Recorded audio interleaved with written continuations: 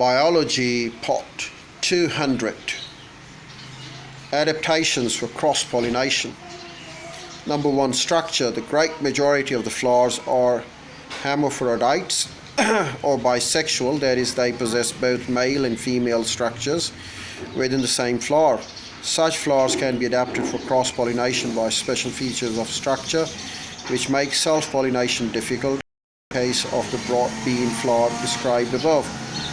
These methods depend on the particular relationship between the flower and its pollinating partners. An interesting example of the structural incompatibility known as the heterostyle occurs in primrose, the Primula vulgaris.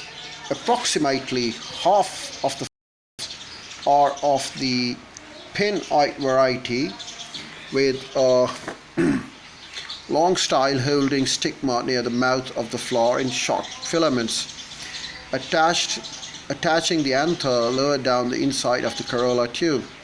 The remaining flowers are of the trumpite variety, in which these positions are reversed. Visiting bees can hardly avoid depositing the pollen they receive from the anthers of one type of the flower onto the stigmas of the other. The 50-50 ratio of pin and trumpite flowers is maintained by a genetic mechanism. The protandry and protogeny.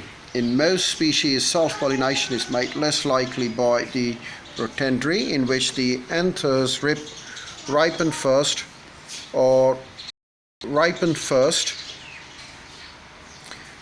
less commonly to protogeny, in which the carpels ripen first. Protandry is widespread in insect-pollinated flowers and occurs, for example, in white dead nettle and the rosebay willowwort.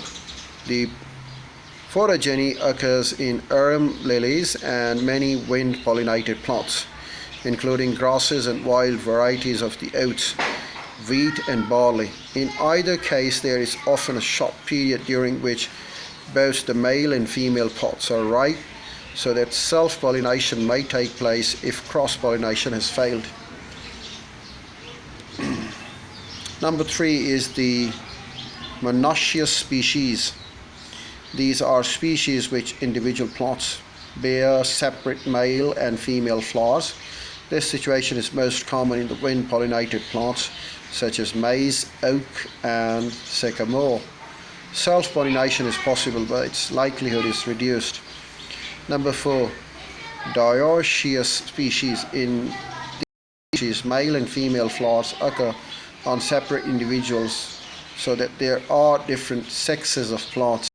Self-pollination is impossible. Many dioecious species are wind-pollinated. They include willow, yew, asparagus and date palms.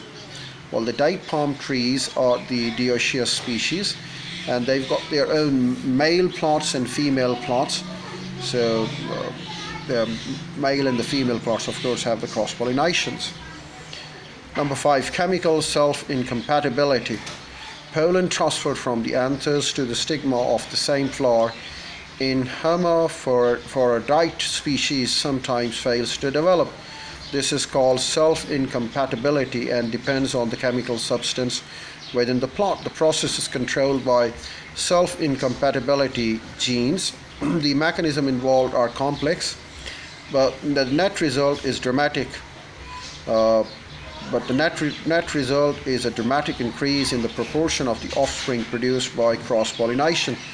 When self-incompatibility is well developed, as in the clover flowers, other features for reducing self-pollination are usually absent. Next, we'll talk about the fertilization. The pollination is only first step in the process of sexual reproduction. In contrast to the sperm cells of less advanced plants, the male gametes contained within the pollen grains are non-motile and do not require external water to reach the female gamete. They are transported to the embryos through an outgrowth of the pollen grain called the pollen tube, which penetrates the tissues of the stigma, style, ovary wall and ovule. The pollen tube starts an outgrowth of the intine, which emerge through a pore in the exine, energy of the germination is supplied initially from the food reserves within the pollen grain. Later, the pollen tube secretes enzymes which digest the surrounding cells of the style and the ovary to provide the nutrients needed for the growth. This activity is controlled by the pollen and tube nucleus present in the advancing tip of the pollen tube. The pollen tube eventually breaks into the cavity of the ovary and enters an ovule, usually through the micropyle. The pollen tube nucleus and the two male gametes are released. One of the male gametes then fuses with the nucleus of the ovum to form diploid zygote, which will subsequently become a new plant embryo. The pollen tube nucleus degenerates, but the second unsuccessful male gamete does not. Instead, it migrates to the center of the embryo sac, where it fuses with the two pollen nuclei to form the triploid endosperm nucleus. This completes the process of double fertilization, unique to the flowering plants, in which both male nuclei and the female nuclei are used for the purpose, in fact. That's all for the day. We'll come along with more videos next day, and we'll talk about the development of the seeds and fruit.